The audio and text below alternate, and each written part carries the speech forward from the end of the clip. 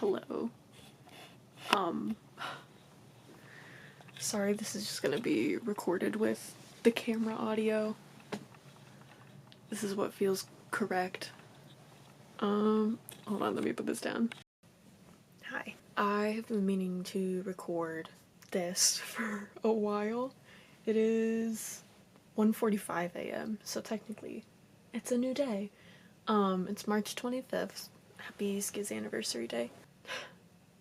Sorry, it's just been like hitting me that my top surgery is like actually happening. Yeah, I guess I'll start from the beginning.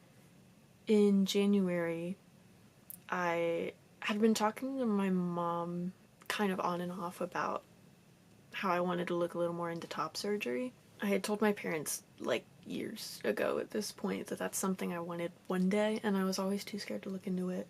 Just scared that, I don't know, it would be like crazy expensive, super impossible to have done, like all of these things that would make it feel impossible, or like, I don't know, just facing that it wouldn't happen for a long time, even though that's what I was already telling myself was going to happen, so I don't know what looking into it would have done, but I procrastinated it.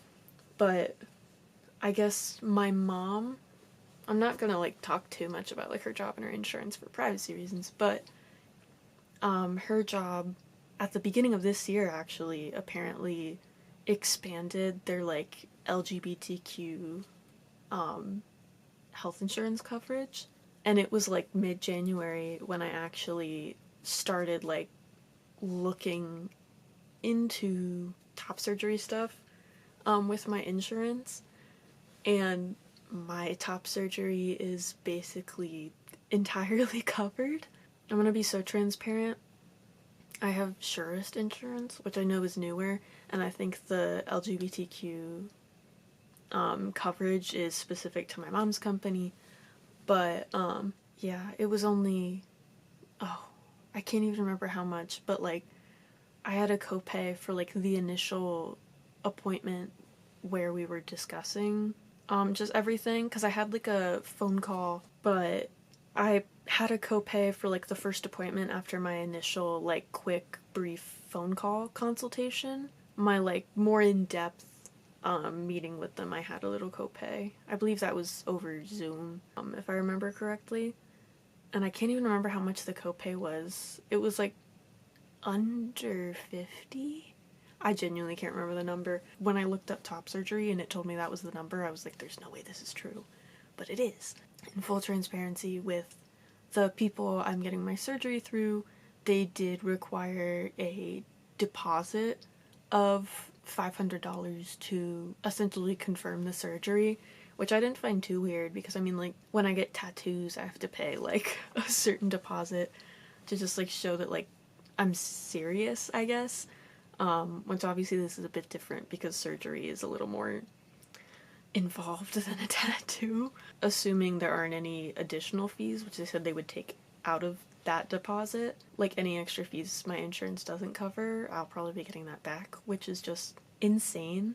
Part of the reason why I've waited, 2 months now to record any of this was because the whole process has honestly been, it's felt too good to be true, which is really great because like trans victory, trans joy, all of that, trans rights in these weird times. Everything felt so good, felt so too good to be true that I was like scared to record a video about it and talk about it. Like I kept waiting for like the other shoe to drop. I kept waiting for something to go wrong, something to not get approved, but tomorrow, as in Wednesday, is 2 weeks from my top surgery. It's been approved by my insurance, and I have my mental health, not recommendation letter, gosh, I forget what it's called too. Don't go to me as a resource for all the specific info on top surgery. I'm just here to like share more specifics of my personal experience. But my psychiatrist wrote me a letter, yeah, and then insurance approved everything, and I recently had my pre-op physical with my primary care physician. My camera is currently sitting on top of a container full of supplies and stuff that the surgery group told me to get. Pretty sure I have everything and I'm ready to go. I trust them. They've done this a lot. They got me in really fast. I also expected the wait to be longer, and I feel like typically it is, but because this is a place that specializes in top surgery and like breast surgeries, I think that's like a major factor into why they were able to get me in so fast. Like I said, it's March 25th. I literally started asking questions and looking into this middle of January. So that's another thing. It's all been moving so fast. That's also part of why it's kind of felt too good to be true, and I've been like just kind of holding out talking about it. I've just been nervous to talk about it because I'm scared like, oh, if I like talk about it and spread the news, like something's gonna go wrong and I'm gonna have to tell everybody, which is no way to live. Before I've even finished my senior thesis capstone film, I already started brainstorming like, okay, I'm only having top surgery once, what short film should I make surrounding this? But that's also why I'm vlogging. What do you mean my surgery is getting paid for and my family is super supportive and like all of these things that I'm just so grateful for, but I'm also happy to like share it in this format because I don't know, times are a little extra scary right now for trans people in America. I don't even know if anyone outside of America would be watching this, but I live in New York right now. But yeah, there are just a lot of attacks on trans people, and I know there was like a little period of time where I felt very like defeated, so I knew I wanted to share this, just to share that, like, there's still trans joy, and, like, the fact that all of this has been going so perfectly, like, I hope that can, like, I don't know, make someone feel better, give someone a little more hope. Everything is pretty much done. Freaking crazy. Yeah, it is 4:30 in the morning. I'm about to take my last shower with boobs. No.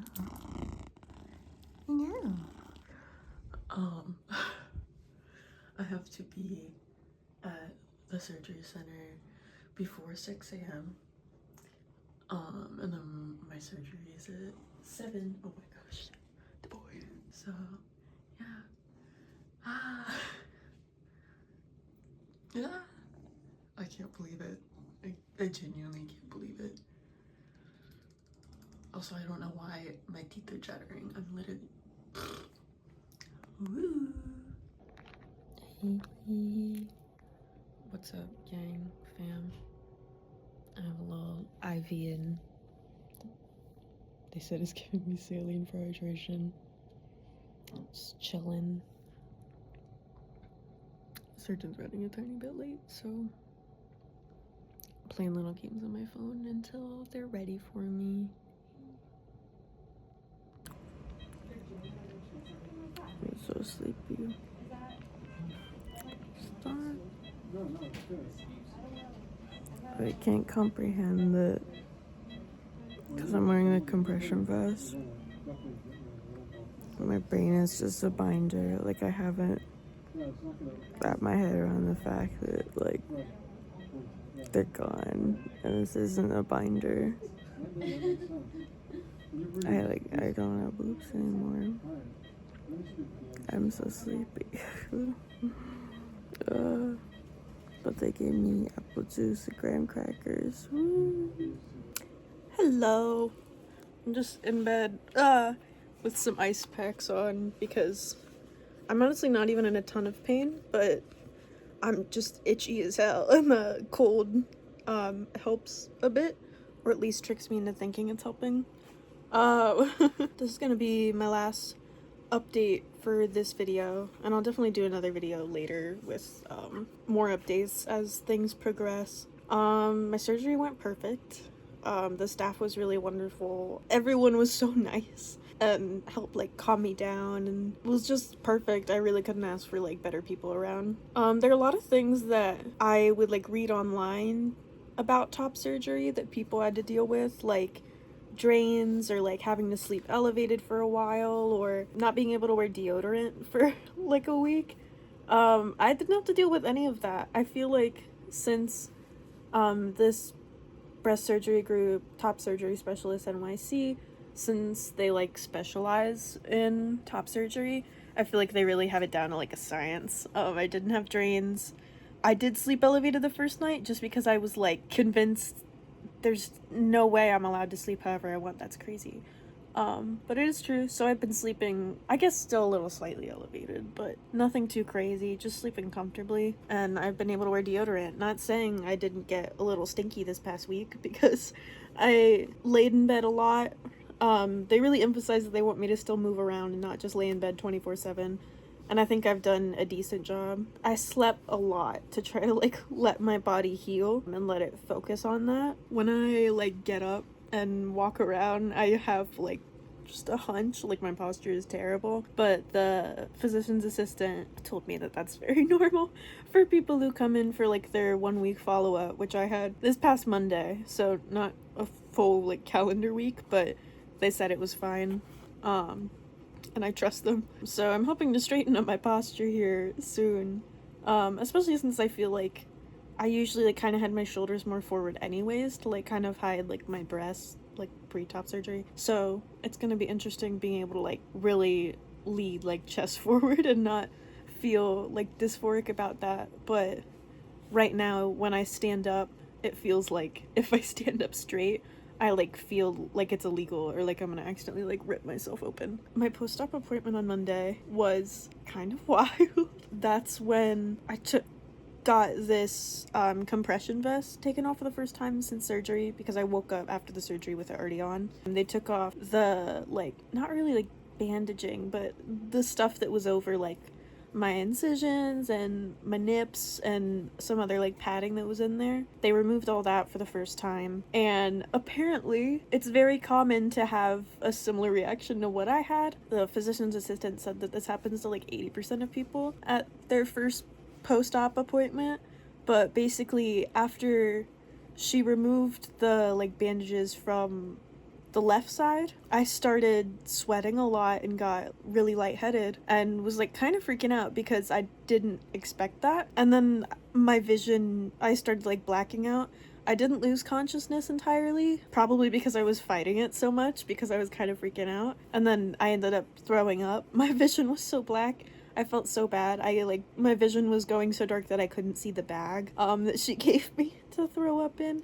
So I did throw up a little bit on the floor, but she was so nice, reassuring me that like this happens and it's fine and it's normal. I drank some Gatorade, kind of just took a second to process that, and they were very nice about like giving me time. It wasn't like oh, you have to be out of here in 10 minutes thing. Like they really let me take it at my own pace. Once we did the second side, once I was feeling not lightheaded anymore, my vision did start kind of going a little bit black again, and I did get sweaty, but this time, since like I was aware it's normal-ish, I was much calmer, and I just kind of closed my eyes and like rode the wave until the faintness went away. I'm not 100% sure why it happens. I asked a little bit, and she had said part of it may be taking off the compression vest because like all this pressure is off my chest for the first time after almost a week. I feel like me personally, I may have also just like that could have partly been a reaction to like seeing my skin and my body like in this state. I didn't take a super clear picture, and I probably won't for this vlog, but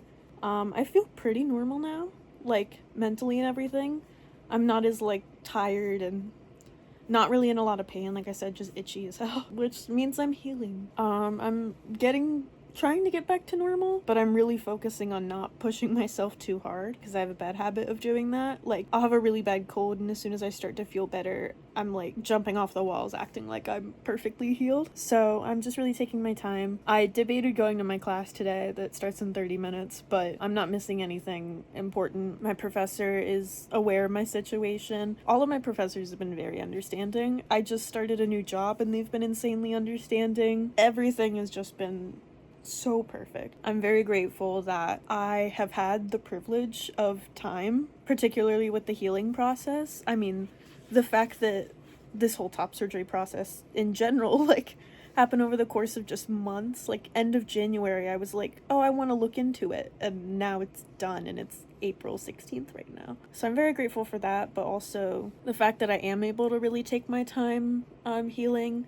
I know a lot of people might not be in as understanding of a community or may not be able to afford taking like time off of things, but there's still definitely ways where you can go about your day and just make it easier on yourself. Like, if I had to, I could have gone to my class today. But yeah, they're really good with communicating. I got a call from several people on the staff who were involved in my surgery the day after. The surgeon herself, Dr. Kiwanuka, I think she called me day of, like later that evening, to check up on me, which I just really appreciate how involved they are. Like, it really makes me feel cared for. But yeah, I'm very grateful for my body and how hard it's been working and handling all of this. Now I'm just easing myself back into things, walking around more, trying to stand up straighter, and I'm still like scared to shower. My friend who has had top surgery in the past said the first time he showered, he blacked out. So I'm a little nervous for that, but I'll probably like keep doing little shallow baths. That's it for now. Yeah. I said I wasn't gonna film my chest for this first one because I didn't anticipate that, but nip reveal. Nip reveal. They be oozing and shit. Oh, that feels kind of nice taking off though. Oh, I'm sure it does. I don't even... It's like less purple and more just kind of fucked looking today. A color. Yeah. It's kind of scaly. Franken-nip. Yeah. Frankenchest, bro. Frankenchest. Ooh. Some oozery and stuff. Some oozery. I'll put this at the end for people who don't. Is this side your My left? left? Is one of them, are they, is there like some swelling on your left side, or is that the angle I'm sitting at?